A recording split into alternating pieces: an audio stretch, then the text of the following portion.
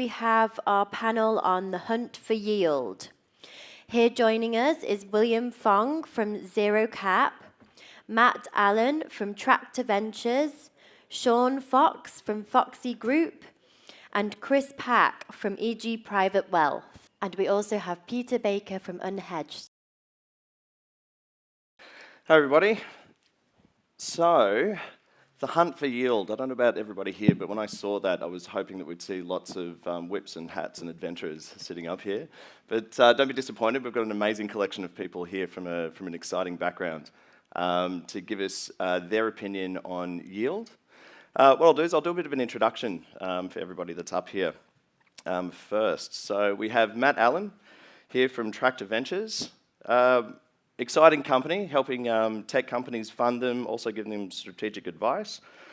And you've got a fantastic history yourself. I'd say definitely a dedicated entrepreneur, software developer, serial investor across a broad spectrum, but a lot in the tech space. We've got Peter Baker here from Unhedged. We keep running into each other at all the events, but working on the next level sort of AI software platform. Passion of yours, healthy, unhealthy, since about 2012, I'd say, so you've got a lot of time on the clock. We've got Chris Pack from EG. So we've got a good 28 years worth of experience here in property, investing, in commercial sort of retail and strategy. And then we've also got William Fong. Sorry, William, I didn't have you on my list to do some research on you. Can you give us a quick, brief background on yourself? Yeah, definitely. So you can call me Will. Basically, I look after the treasury and the OTC trading for Zero Cap. You might have heard of us recently through media outlets. Basically, Zero Cap's a Melbourne-based company. We're literally a cryptocurrency investment bank and asset management company. We are kind of well known recently because of our collaboration with ANZ Bank on generating the world's first ecosystem for bank-based stablecoin and real-world usage of that stablecoin in order to create a Aussie dollar digital currency conversion into USDC and then using that to purchase tokenized carbon credit and moving along the ESG to save the planet. All Melbourne companies, basically. We've got Beta Carbon here today. We've got ANZ, obviously, is headquartered a world institution based in Melbourne, and so is Zero Cap. Fantastic, thank you. So we have, and this is going to be interactive, guys. I am going to ask for questions at the end, and you guys are definitely a super vocal group, so think that through for me. But look, we've got an amazing collection of people here. So we've got property, we've got the current sort of integration of blockchain into the world. We've got funding on a base level to technology, and we've got AI algorithms in here. So Steve made a fantastic comment before. When talking to investors or people say, they're looking for great returns, it's all relevant to the people, right? It depends on what is your definition of great returns.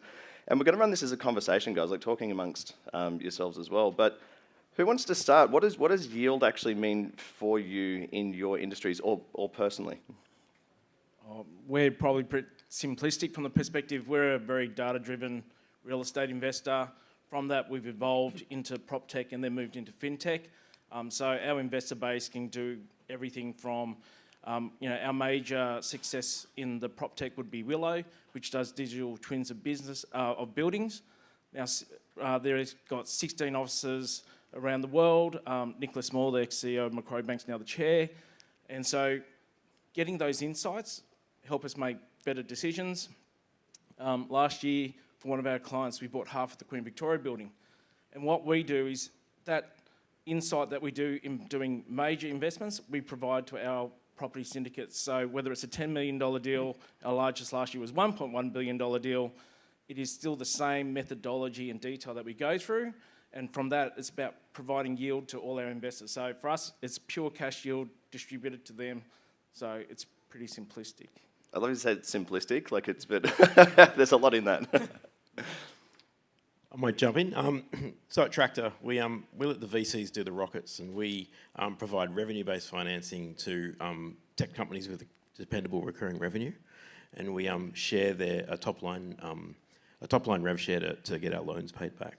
So we believe that yield from our perspective is a monthly yield, and these tech founders who are building these amazing growing companies with very diversified customer bases themselves, who may not be wanting to build the next Atlassian or Canva, but still have a great company, have always struggled to get capital into their business to allow them to grow faster.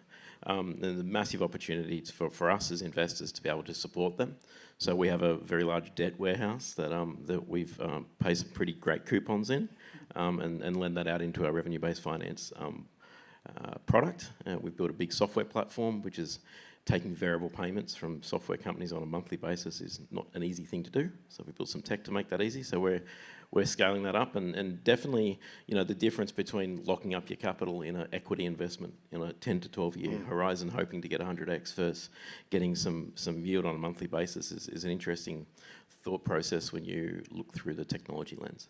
That's great. So you're looking at that just strong, performing, revenue generating sort of infrastructure type tech companies. That's great. Yeah, so stability. A lot of them are quite boring, and they look niche, but they're not. They've got customers around the world. They've got revenue that goes up and to the right most months, and the VCs may not be super excited about them, but we are.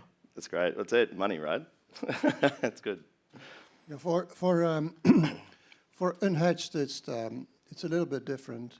What we're looking at is that there's a very portfolios used to be very static, right? So when people build a portfolio of yields, then they are married usually to an asset class, or they combine asset classes and want to create yield there. So we are using a more flexible approach. So we have a yield portfolio that basically is algorithmic traded. And that means that although we hold them on average like 18 days, we are far more flexible when we look at the yield curve, when I look at events in the world, that we either go up or down the yield curve and up and down the risk curve. And that means for us that yield is an algorithmic game, and which is a different approach than most people, because most people just want to have a sliver of that pays yield. We approach it from a different way. We say, well, this yield is more risky now than that yield, so we'll switch. So that's how unhedged sees it. So you're looking for that movement in the markets. You're looking for that sort of growth, change, a little bit of instability. Well, yes, but for example, now the interest rates go up, right? So why would you keep a static paid bond? Because the bond will go down because the duration is fixed and the yield is fixed, right? So at the moment, it makes more sense to go to mortgage-backed securities, where you go to the tranches that are variable. So keeping agile in the markets, that's great. Correct. Will? Yield, return on investments, probably the most important element in day-to-day life of zero cap. Because what we do is continuously looking at correlation between the real asset world, or the traditional asset world, fixed income, equities, property, venture capital, versus the crypto space.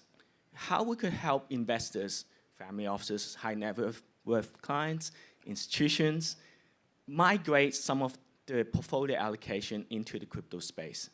What do we actually look at the correlations, and how do we enhance the portfolio without increasing beta, without the element of ultimate credit risk? Of course, there's always going to be market risk, right? And people go into this portfolio allocation, most of them understands there is element of volatility, there is market risk associated to it.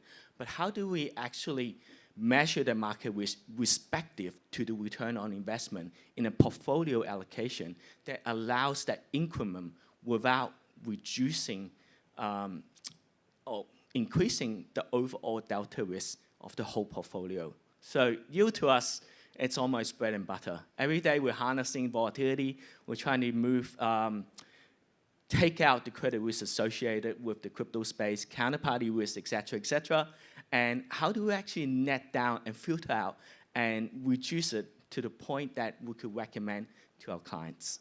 That's great. You've actually led me into my next question as well, Rich. You've got both feet in this next question, and it's how to protect that yield, right? How to actually future-proof or plan for, especially now. Like, look at the huge amounts of instabilities in the market. We've got heaps, right? Just pick one, throw a dart. There's a whole stack. We've got crypto winters. We've got recessions. We've got war. We've got famine. It's all there, right?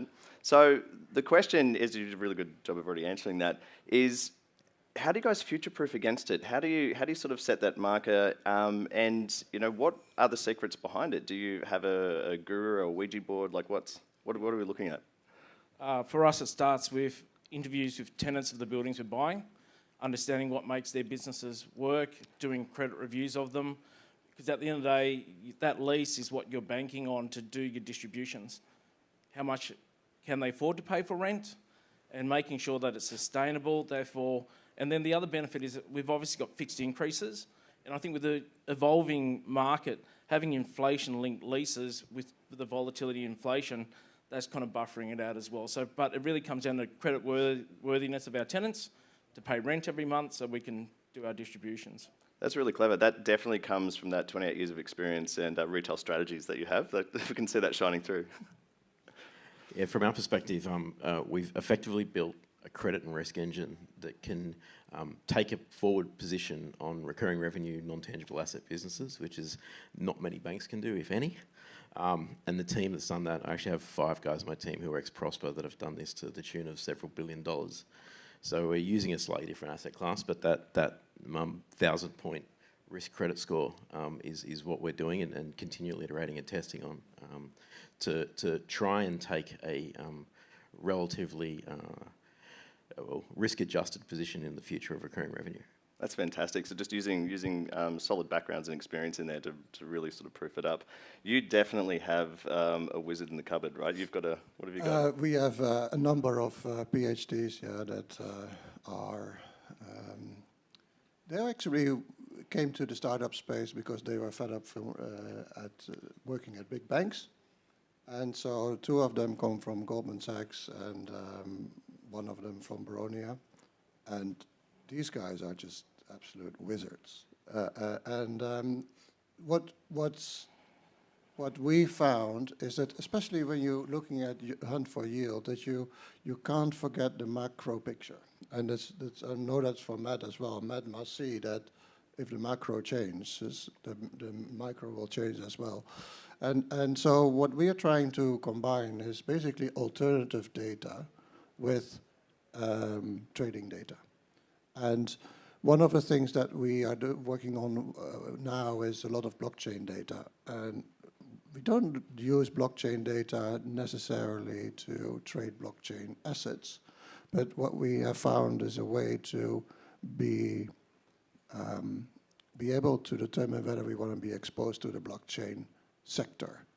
And so we are basically launching now an algorithm that uses the blockchain data and all the miner behavior and all the yield behavior of the whole sector.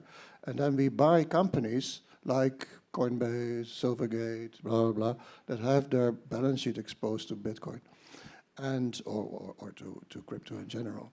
And what you then see is that what we've seen is that in this game of yield, it's very important to use alternative data that's not directly related to price, volume, fundamentals. And I'm pretty sure that you guys use a lot of other data sources than the numbers, right? Should I go?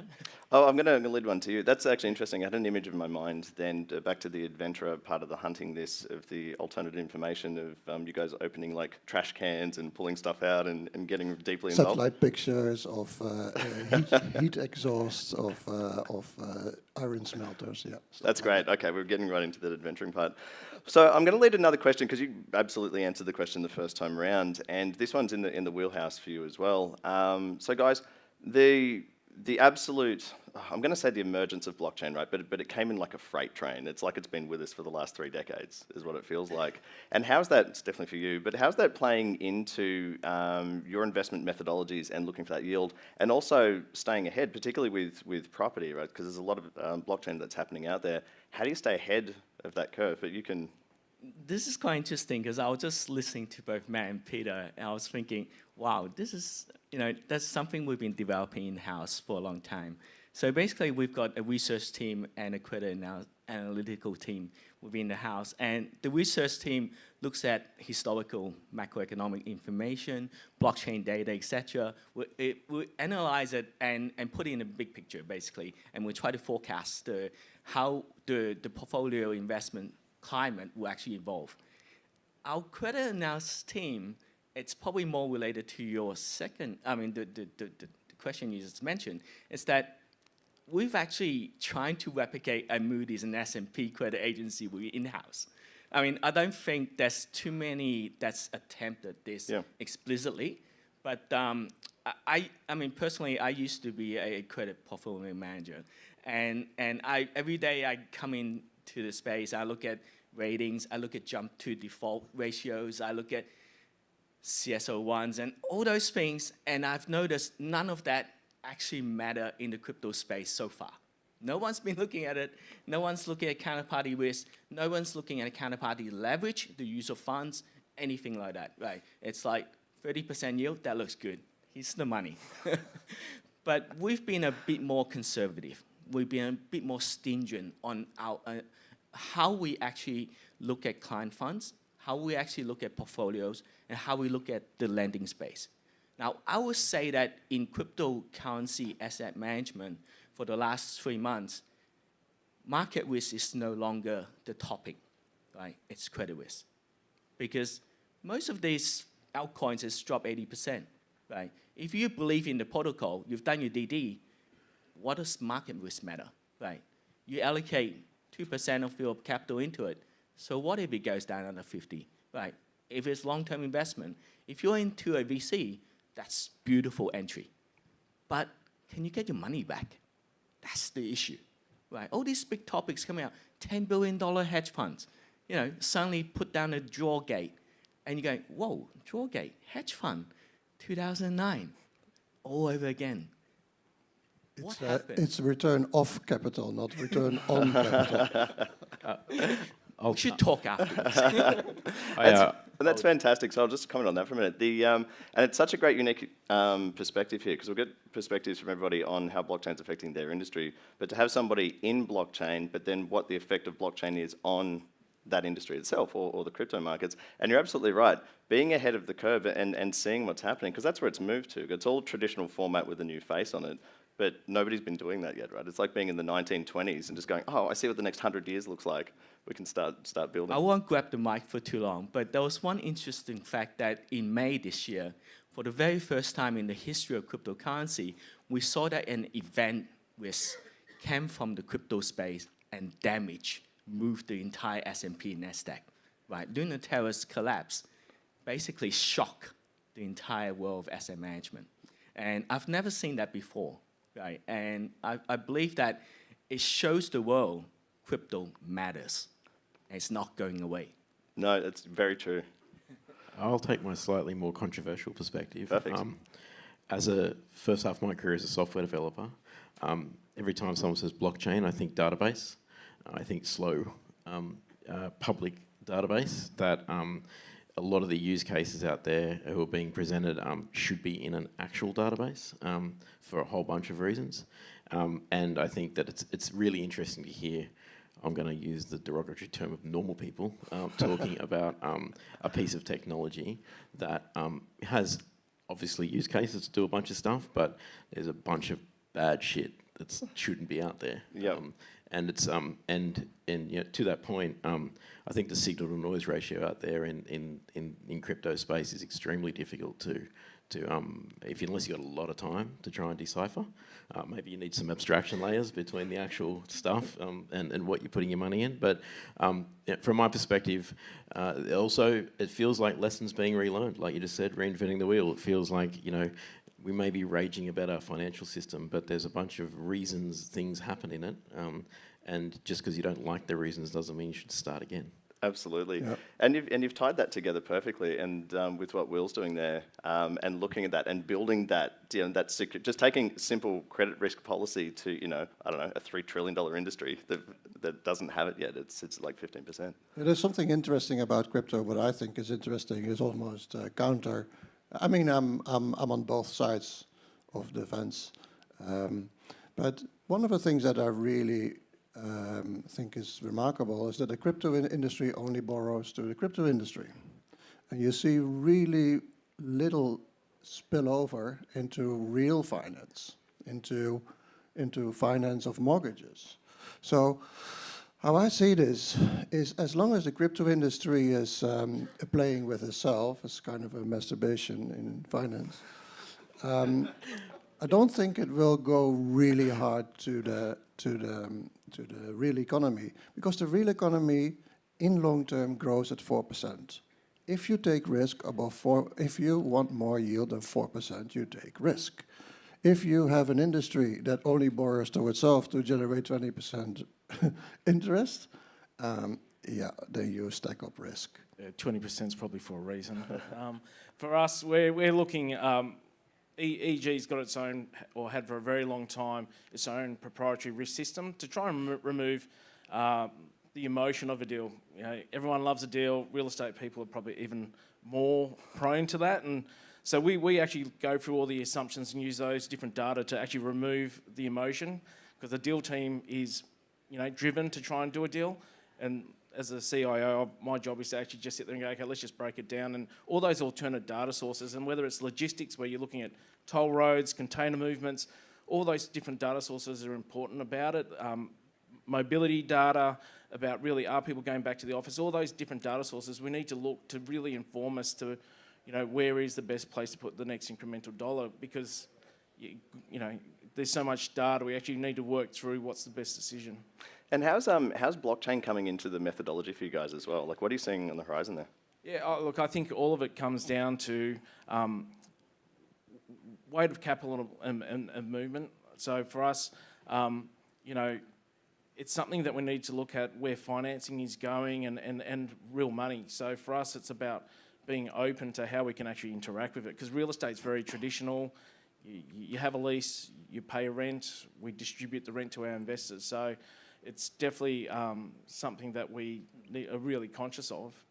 One thing that's really interesting that on the blockchain, the anonymous, the decentralization, what's a bug worth, what's a feature? So, we live in the land of securitization, fancy word for debt. The last thing you want is an anonymous rando on the end of the debt that you've taken, because they've got some pretty significant levers they can pull on your business. Yeah. So the anonymous abstraction part of it is actually, if I was a borrower, the last thing I'd want is to not know who I took my money from and not know the person who's sitting in between. So it's interesting that what is touted as a feature quite often, I think presents itself as a bug depending on which side of the equation you're on. Look, absolutely, and I think what's been great, because I've been spending a lot of time in America and the conversation there, and that movement and the qualifying what DeFi sort of means now, which is great, and it's gone away from that people wanting that super anonymous, living in a cave in nowhere, and now it's just they're wanting to just remove and just go peer to peer is kind of what DeFi means now. Lose the brokers and get out, and seeing the involvement of the SEC in that conversation now, like this former chair of SEC running a blockchain company, and the movement into that regulatory space. So here's an interesting thing. I think the bigger the transaction, the more likely that someone actually wants a person in between. So the people we hate, being real estate agents, car salespeople, things like that, there's a reason there's a person in between a lot of the time, which is it's infrequent for one side of the equation, and it's highly emotive, and it's a big ticket a lot of the time, and they don't do it very often. So having these distributed DeFi protocols is all well and good, but there's still a thing where I think people want some hand holding a lot of the You've, time. you've actually nailed it, and I saw it firsthand over there. And I met with a lot of guys who have a lot of coins and a lot of exchanges, and the reason it's moved and yield, right? They've all made yield. They all own like a Bugatti or 7 Maseratis, or and they're 26 years old. I'm seeing it over there now. They want centralization because they don't want to lose their Bugatti or their Maseratis, or so it's the conversation has moved, and that's with what you're doing is This is interesting. I love this panel. Basically, they're giving me a lot of ideas on what we're doing. Zero Cap, it's basically the bridge between traditional finance and the new world, or the new emerging world. So you talk about how there's limited trust, obviously. We've went from obviously GFC, too big to fail, everything that we don't want, debanking everything, right? Went to the space where it's almost like a tech bubble 2.0, right? We saw everyone jump in, try to take advantage of it. And once again, we had all these people who's migrating and taking advantage of leverageness, of people trying to get out of centralization. And what we're seeing now is 2000, once again. We're shaking out the bad blood, right? What comes out is going to be Amazon, Facebook, Google. They're not they didn't do anything wrong before 2000, but it wasn't something that, it's evolution, basically. It's how we actually progress. And to the point of, if you say that the cryptocurrency space has not had involvement or lending by itself, I kind of slightly disagree. Many banks has been taking advantage of the high yield with the crypto space using stable coins for almost 12 months plus. Because let's say the LIBOR curve, right? We've been trading on a LIBOR curve between 0 and 30 basis points for many, many years because of the quantitative easing, zero interest rate policy, central bank money printing. So what better than for a bank to borrow at LIBOR at 30 basis points and lend on a stable coin for a 10% annual return without a currency risk? It's the credit risk that matter. But who's better to be able to sit there, except for a bank, to move into this space and own piece of that credit? And I think you're right, because that's where that movement, we're seeing a lot of that movement in space. Guys, we've got about 4 minutes left, and I did say I was going to offer questions, but I'm going to hijack that. But feel free to ambush any of these guys for any specific questions on the way down. So look, we're fund managers, asset managers, interested investors, right? And we're at the point right now where people make money, right? We are in this crypto winter. We are in a recession, or the quote of blood in the streets, right? Is where money's made. Guys, what are you, whether it's with your company or yourself, what are you guys, like, 'cause I know I've got my peepers on a whole bunch of stuff at the moment, but what are you guys looking at right now for opportunity as we're entering into probably more darker days of spaces? What are you looking for? I'll jump in. So, as it turns out, Tractor's about 18 months old. For the first 12 months, we were telling all the founders that, selling equity is really expensive. The return people want when they're backing your company early is really expensive. We've got this relatively cheap source of capital over here. So our competition is expensive equity.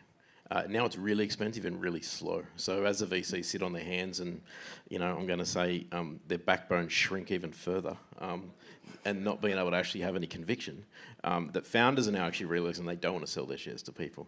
So I think the opportunity here is actually a little bit of education lag even when things come good again. VCs can't sit on their hands forever because they've got a big pile of capital they need to get out, a couple of quarters maybe.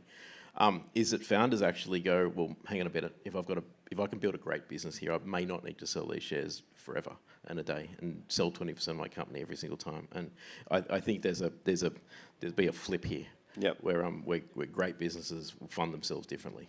That's great. So as the market sort of shrinks, or big institutional sort of firms pull back for deployment of capital, that's where there's going to be a glut in the market. Who's next? What do you got? For us, logistics has been super hot just with supply chain and the pandemic. So we saw people globally aggressively buying logistics assets. We've shown price discipline. Those that overpaid, we're here when they're due for refi to see what we can buy at a reasonable price. So I think those that aggressively bought over the last few years, as well as we're seeing those that are having difficulty getting funding.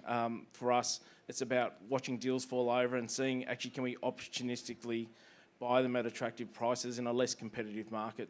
This is definitely the market for property at the moment, and yeah, I'll come and see it because I've got some of those things I overbought and paid for. So For us, it's a really interesting time because we launched really at the top of the market. I think by the day we just chose the top of the market that day we launched, and that means that we saw most of our competition, like Spaceship and Raise, shed 30-40%. They destroyed hundreds of millions of dollars, and we didn't. And what that means is that we suddenly have now a pool from other asset managers, like what can you do for us? So while we started as a B2C business, we're probably going to ramp up now the B2B2C because the skills we have in quantitative investing can actually be rented out pretty quickly to other players. And so for us, it's a I call it a blessing in disguise. But yeah, no, it's really this is good definitely for us. the market for you guys. Like everything that's about to happen, and well, Okay, so even with recent retracement in asset markets, there's still roughly about $80 trillion in the world of equity investment. It's over $100 trillion in fixed income. So basically, crypto space is only $1 trillion at the moment, market cap, right, roughly, very small relatively. But we are offering a lot of opportunities with this space, as long as you can mitigate and done the right DD on credit risk, right? For example, if you look at the volatility on the S&P 500, VIX is still trading at extremely low level relative to anything that could be offered in the crypto space. But in order to mitigate through the counterparty, we can actually push past basic borrowing and lending or leverageness. We can look at the optionality, derivatives, structured products, and all the harnessing of volatility, which could generate a yield without the full impact of counterparty risk. Now, some of these derivatives and opportunities are only offered for institutional and well-known insiders. And that's where Zero Cap comes in. We're basically offering all these products, and we've done the homework for you, right? We're saying that, you know, we've gone through the credit assessments, we've done the market assessments, and we're saying that this is the risk, this is the opportunity, and this is what you need to do. Come through the journey with us, and we'll hold your hand through the new world. that's great. And so, guys, look, that's the end for the hunt for yield. And you've seen from our adventurers here and the mindset and the methodology that goes into it. I'll leave this one thing with you. You know, as a professional investor, the one thing that we don't want to do is buy high, sell low, right? That's the number one rule. That's what makes the market for us. Everything's low now, so don't be afraid to get investing now. We will see the big institutions sort of pull back a bit because they've got to keep cash positions in case they have to do bailouts. You know, they've got a lot of different industries and businesses that they're committed to, so that's the reason why they're pulling back. But for now, and especially as you walk around this room and you're looking at the different opportunities that are here, this is when you make your money, right? So this is when you start deploying money and putting in. We started getting prepared for something like this about 2 years ago, and a lot of the big firms will, right? They'll start pulling back. Look at Berkshire Hathaway, right? Just watch him. You know, whenever he's holding a lot of cash, start hanging on to cash, right? He's about to go on a buying mecca at the moment. So the hunt for yield would be in this room. It's, you know, go out and have a chat with people. Honestly, ambush as many of these guys as you can and get some information. Now, guys, this has been a great panel. Thank you so much.